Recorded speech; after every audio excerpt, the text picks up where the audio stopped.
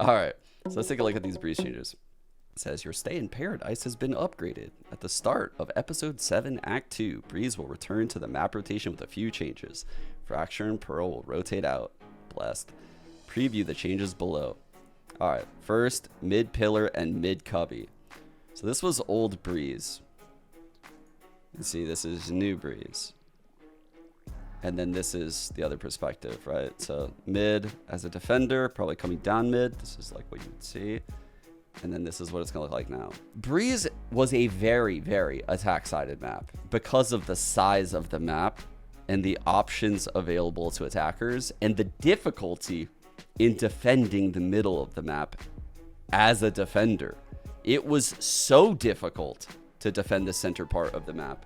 What you would see a lot of is like Sova darts hitting here, Sova darts hitting here, Sova darts that landed right here, KO knives that hit right here in the corner. All of this shit like really is difficult to break because the default comp was Viper, KO, Sova, Jet, and I think Chamber was run quite a bit, but the push was made for like Cypher a little bit back then.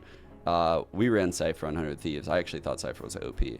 But while you're throwing this initiator util, there was like a KO flash that would sail over this box. So if you look forward to break the util, you're blind.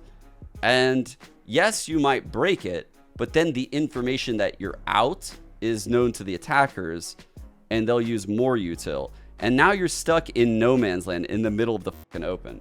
And this was the key problem with Breeze, in my opinion, because a map of this size where the attackers are just given the center of it just spells disaster for the map.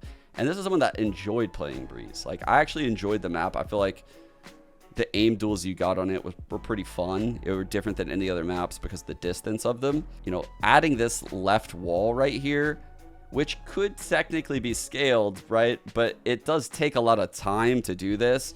And if you're going to do it quietly, it's going to take way too long, right? Like, people will do it, don't get me wrong, but it's not really part of like some kind of set thing you want to do. I could still see shit like, you know, like darts hitting the wall or darts landing on top of this ledge and maybe a spam coming through. You could do stuff where like KO can pop flash over this box still, and you would take this zone.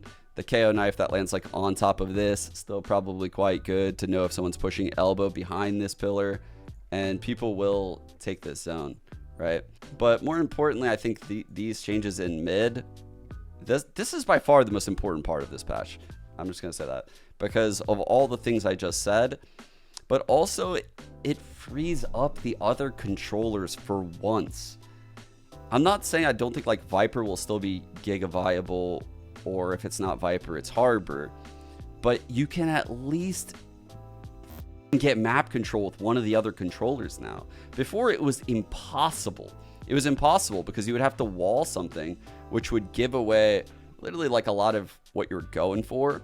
And sometimes teams would like mask it, right? You know, something we did on 100 Thieves, we would like send walls across, like something like this. With this wall, you could technically do stuff like flash over and push it into like a mid B, and then you orb window, and that you can kind of get by with that. And then you like cloud burst towards spawn or some shit.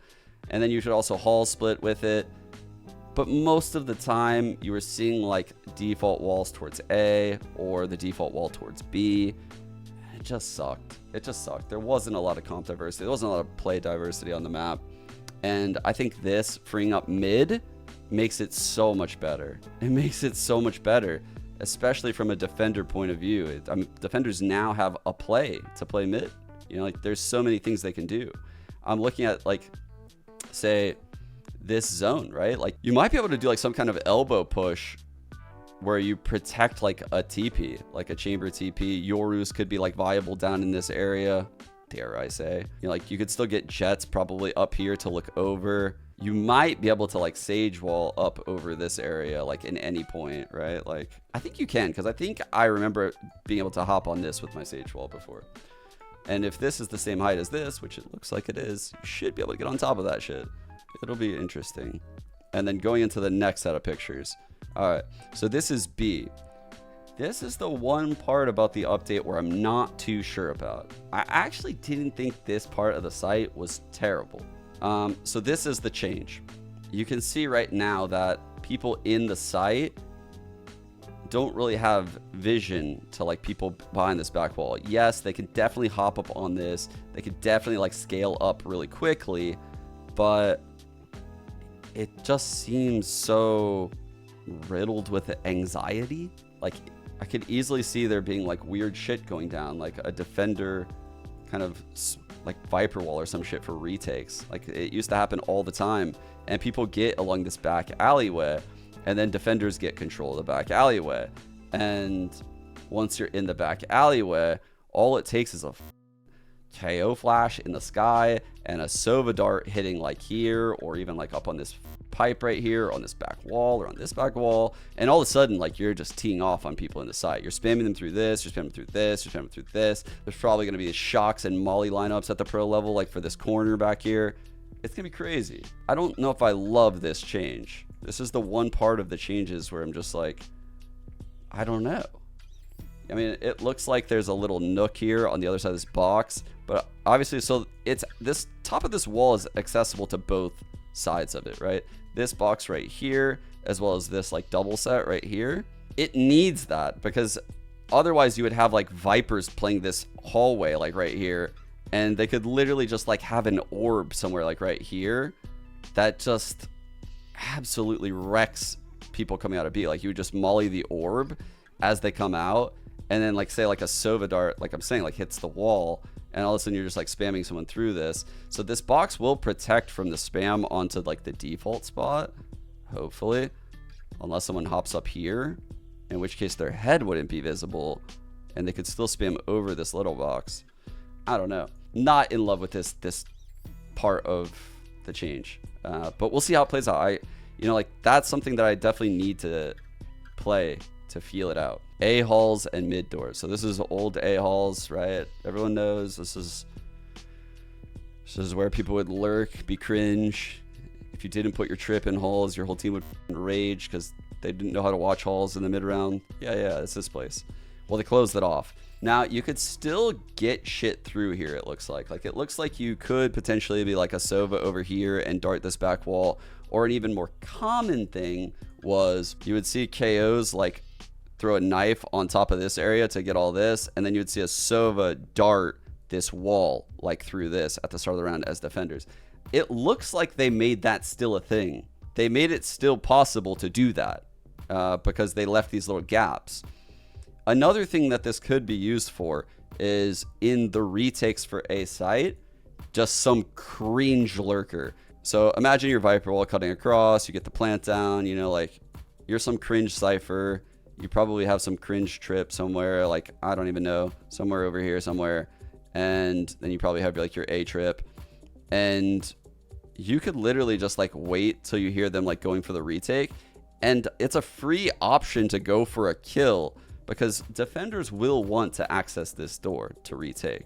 They will want this. This is a very powerful angle to like retake from when you're doing like a 3-pronged retake. So that's why it still exists. It still exists because you're still going to want to use this door to retake the site. They're trying to make the map as defender side as possible, but they're also trying to create a little bit of like intricacy in allowing an attacker to like get a cringe lurk kill on someone trying to come through the door in the retake. It doesn't look like a Yoru gate crash could go through this. I highly doubt they would allow that to happen. And it's also too far for an Omen TP. So anyway, going into mid, this is a pretty cool change. So they changed this mid door a bit. What you would see a lot of before, again, when attackers would go mid, they would dump like initiator util like into this corner, like a KO knife would like hit here. And honestly, no one can fucking break this. Like, what are you gonna do? Come out here in the mid hit and break that? No, you're not gonna break that shit. Of course not.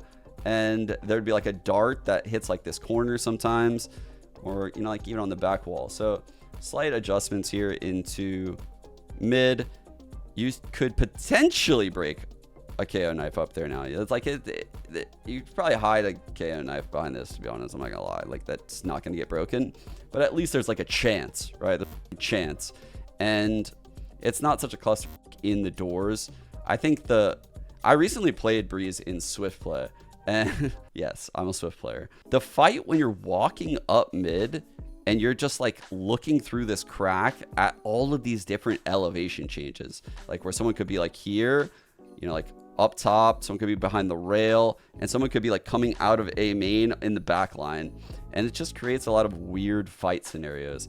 I think just cleaning that up a little bit so that way the fights are open is so much better. It's so much better. At least like then you put the onus on the defender to kind of just be like peeking into you and shit. I much rather this.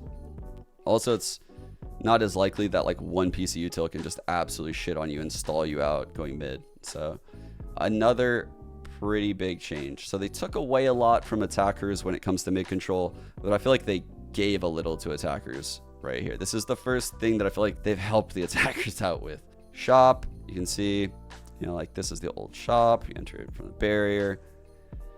Now there's all these rat spots. Like there's just rat spots all over. It's a lurker's field day. So like you could be like behind this box, you could be deep over here, you could be on the floor in front of this wall. You know, like these are really weird off angles that are super difficult for someone. If they were pushing in from A main as a defender, it's going to be difficult for them. Like there's a lot of variance in like where you put your crosshair. It's also a little bit too wide to be like U-tilt. Like something that happened to me when I played that Breeze game into a play was a breach literally just like fault line shop and sent it. And of course I killed him while stunned. I'm actually not even trolling. Shot my clone. Oh my god, lol. But you know, like even like paranoias can cut through this, and at least the person can like kind of find cover and then util back. This was old A lobby, like towards, you know, like deep A lobby, and now again there's just a lot more openings available to attackers. This is again shop though. This is looking at shop when you're entering cave. So you can see like if you were to peek into this, it's pretty risky, right? Like there could be a guy deep, there could be a guy here, there could be a guy over here, there could be a guy close behind this box or behind this box. But it gives a lot of options for defenders to like push in and hold in the mid round, right? Which I like a lot. Like it was already difficult to push him in. I'm not gonna lie, like it's not something that a lot of teams loved doing. It's like a risk you would have to take because the map was attack sided. But at least now I feel like you can be in this area and find like a little nook and be a huge thorn in the side of the other team. Did they get rid of the cave? I guess I didn't realize that the first time around. The fact that they got rid of the cave is pretty crazy. Defenders can push this shit all the time now. Then they're just gonna like control this area. If there's just one choke for them to hold, if you're gonna want to fight this as an attacker, you're gonna have to dump some util. And I'm sure like an Omen could probably like one-way this lip. Not 100% because I've never tried it because I don't really play Omen on Breeze. But I mean, they could just smoke deep and then like do what I'm saying, like fault line through this part. Smoke this, dart that wall through the halls like I was talking about, KO knife the ceiling, and just get control of this and make them take it back. Anyway, yeah, I think the map is really, really defender-sided now. This change also affects the lineups, makes the lineups easier. They also gave a shrimp and a crab, so that way we stopped calling them left tit and right tit, and we call them shrimp and crab. Tattoo tits. And then they did the slip, so your lineups don't bounce off. Okay, cool.